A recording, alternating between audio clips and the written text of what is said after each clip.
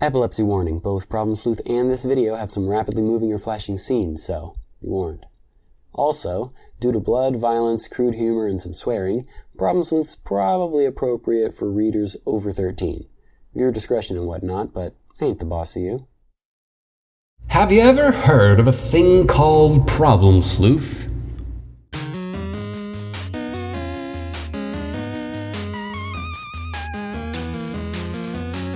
Hey chums, this is Spiffy and we're playing Problem Sleuth. You are one of the top problem sleuths in the city. Solicitations for your service are numerous in quantity. Compensation? Inadequate. It is a balmy summer evening. You're feeling particularly hard-boiled tonight. What will you do? Quickly retrieve arms from safe. You've already got arms, numbnuts. Retrieve your gun, there are dames to be rescued. You're quite positive there's never been a gun in your office, and never will be. Frankly, the notion strikes you as reckless and foolhardy. Alright, clearly we don't need to use that key, so, break through glass with fists to unlock door. You don't know why you're assuming the door will be locked. You don't usually keep the door to your office locked. Nonetheless, a guy this hard-boiled doesn't go messing around with totally unmanly things like knobs. You send your meaty fist glassward. FUD. Why'd I write that? It seems there never was a glass element to the door. It was just a piece of paper taped to it. In case you don't already know, or haven't realized it yet, Problem Sleuth is not actually a text parsing game, as I'm making it out to be. It's a webcomic with animated GIFs. Problem Sleuth is a curious piece of online content created by Andrew Hussey, who is most famous, or infamous, for his latest work, Homestuck, and its obsessive, somewhat terrifying fandom. It's the third adventure on the site MS Adventures, the first one to actually be finished, as well as the first one that's worth reading. Well, except for research purposes, because Hussey makes reference jokes to the first two all the time. Like all the comics on the site, Problem Sleuth pretends to be the log of a text parsing adventure game. For a bit of background, text parsing games appeared in the late 70s with fully text-based games like Colossal Cave Adventure and Zork. This genre experienced small spikes in popularity through the 80s and 90s, but now seems to have been all but abandoned, with little consideration for what modern technology could do to enhance the genre. Basically, you type what you want the character to do, and the text parser tries its best to figure out what you mean, with varying levels of success. You engage with the game entirely via these text prompts, drawing on your problem-solving and decision-making skills rather than your reflexes. But back to Problem Sleuth. It's just a comic pretending to be a game, with animated bits to boot, which is awesome, but the more you think about it, the more downsides pile up. Andrew Hussey didn't just parody a game. No, he stuck religiously to a game-like format. You look at this format and there's a pretty big problem that presents itself. But a closer look at this issue highlights the true genius of Hussey's work. See, games can be a little more lenient with their storytelling techniques because their core engagement is interactivity. But without that element, you're left with a bunch of rigid conventions that can be downright detrimental to the telling of a story. Sure, you get the opportunity to poke fun at the genre, but if you go so far as to follow all the conventions of a game, you'll lose a lot of great storytelling tricks you could otherwise use.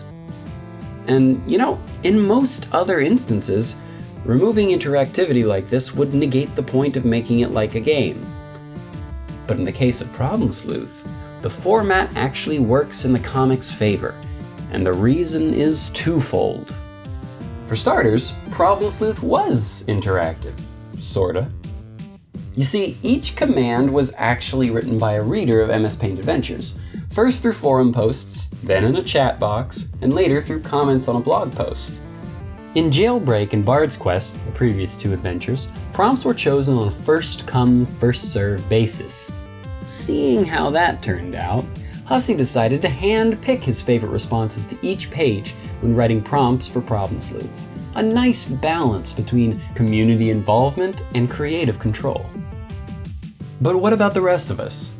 The comic's already made, so why host this on its own site like a comic rather than keeping it in a forum? It's over now, so the interactivity is all but irrelevant at this point. See, it's certainly cool knowing that this was written with community input, but interactivity isn't the core engagement of this comic. That brings us to the second and biggest reason this framing device works so well. It is directly used as a tool for manipulating the comic's true core engagement. Subversion of expectation. Problem Sleuth is all about setting up expectations, denying them, and doing exactly what you'd expect, only when you least expect it. Just in those first 5 pages I read out, we have the text parser, i.e. Andrew Hussey, confusing the intended meaning of the word arms. We have the gun randomly turn into a key, for some reason. Hussey mocks the viewer for assuming the door would be locked in an adventure game. And we have the door window turn out to be just a sheet of paper. This is where the text prompts become more than just links to the next page. By putting the suggestion in the comic, not only does Hussey set up an expectation for the page to come, but the reader slowly begins to subconsciously frame the suggestions as if they were their own, although your mileage may vary. And it begins to feel that the snarky retorts are not directed at some person who commented back in 2008, but at the reader themselves. And boom, you've got audience engagement. Somehow, as the series goes on, these wacky bits of randomness start to transform into some odd form of world building, where window facades are commonplace and everyone's got at least one object that can't decide whether it's a harmless tool or a weapon. This comic starts out as a Prohibition-era film noir parody, but boy does that start changing quickly, and the change is exponential. Now, at this point, I'll issue a warning for all who wish to pass this point. Spoilers ahead for chapters 1 through 4. I mean, who cares, right? The whole thing's 22 chapters, so it's not like I'd be giving away much more than I already have. But if I've convinced you to check out Problem Sleuth, and you really want to experience it untainted, be my guest, or check out Let's Read Problem Sleuth on YouTube by Let's Read MSPA. They've only done the first 4 chapters, and they swear a teensy bit more than the comic does, but they're still pretty cool. I put an annotation here, but those don't exist, I guess. So link in the description, and I'll put one at the end of this video for good measure. Anyway, back to our solver of issues, our predicament investigator, our other synonym for Problem Sleuth. He's trapped in his office, and thanks to an attempt to unlock the door with what is clearly a revolver, the exit to his office is now pretty much blocked forever. Looks like someone's office stuck. But more on that in a moment. Before we get off the subject of synonyms for Problem Sleuth, let's introduce our other protagonists. We've got Problem Sleuth's arch-rival and next-door neighbor, Ace Dick. Now, before any of you start raising your suspicious brows at this portly fellow's name, remember, this is set in the Prohibition era. The language was a bit different. He's simply a top-notch private investigator. An Ace Dick. Later in chapter 4, we meet PS's other neighbor, the nervous but imaginative Pickle Inspector. You know, because he too is a private investigator, and if you find yourself in a pickle, well, he'll be there to thoroughly inspect it. Gosh, this is like some middle school level humor here. Anyway, through a hilarious series of events, each character finds themselves house-trapped in their respective offices, and it becomes abundantly clear that the end goal is for all 3 to finally get out of their shared office building through the front door, even if it means going on an epic quest to do so. The classic escape the room quest, taken to an absurd level. As it turns out, no one actually has any real windows, but it's not all paper either. They instead use electricity-hogging, space-distorting magic light box windows to simulate natural light. These act as portals to the imaginary world, which they can either step into through the windows, or warp and project themselves into by daydreaming. As you can imagine, the adventures get pretty crazy as they face puzzles that only make sense in a game. Monsters, mobsters, elves. Oh, I'm getting ahead of myself here. It's a zany story, and it's all done in a seemingly random and clumsy, yet surprisingly consistent and clever way. The characters even have their own stats, with unconventional names like Vim and Pulchritude, which play into the story with increasing absurdity. It's funny, as much as I love Problem Sleuth's cast of characters, none of them are exactly three-dimensional. It's clear they each have a defined personality, timid, grumpy, and, hard-boiled, but Hussey doesn't give us much in the way of character development.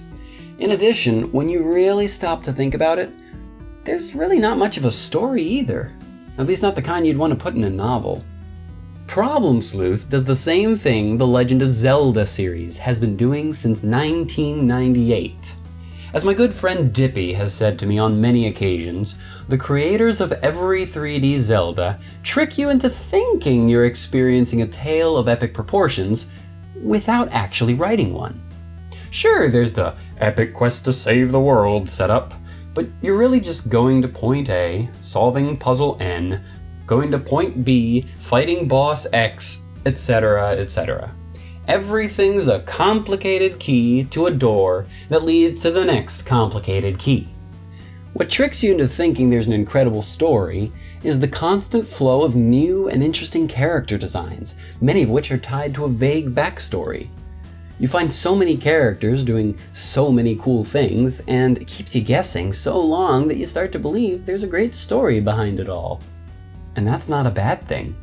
In fact, the latest game, Breath of the Wild, probably owes much of its success to its incredible use of this trick. But I digress. This video isn't about Zelda, we're talking web original stuff only. It's in the title. Problem Sleuth, like the Zelda series, comes highly recommended by me, precisely because it pulls off this proverbial sleight of hand so well. The characters aren't deep, but they are fun, and the introduction of new characters, or alternate versions of existing ones, only adds to the fun. When it comes down to it, Problem Sleuth doesn't need a traditional plotline, and trying to stick to one would probably be a detriment to the fun of the experience. The creative events Hussey throws at the reader, the rapidly growing supporting cast, Hussey's trademark strange way of phrasing literally everything, all of it serves to keep readers engaged from start to finish, as we come close to forgetting that it's also our protagonists can finally exit their stupid building. Oh, and did I mention the animation? Oh, I did. Twice? Oh, okay. Well, it's got animated GIFs, sometimes at the strangest places, and it's great. Now, I could go on and on about the clever things Problem Sleuth does, but that's not the point of these videos. To be honest, I don't intend for this series to be a critical review of the pieces I'm covering, nor is it meant to be just a string of praises either. I just want to kindle your interest in something you might not have read, or if you have read it, maybe rekindle that interest. Problem Sleuth is not flawless, nor even a great piece of literature, but that's not the point of the comic, nor is it the point of this video to suggest such. My point is that there are so many reasons to check out Problem Sleuth. I've only named a couple. Pick a reason. Any reason. Because it's a great comic. Because its shortcomings give as much to learn from as its strong points. Because MSPA debatedly birthed the quest genre. Sorry, Drew the Lich. Bard's Quest was done before you started.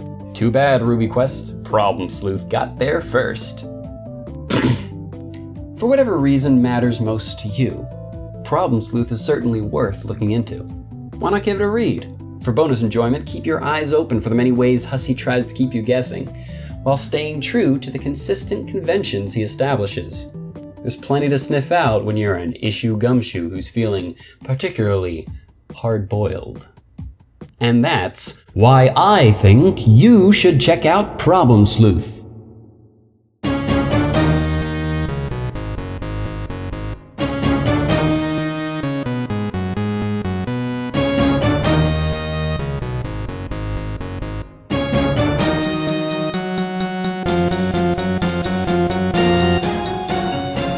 Thanks for watching my first video essay. I worked hard on it.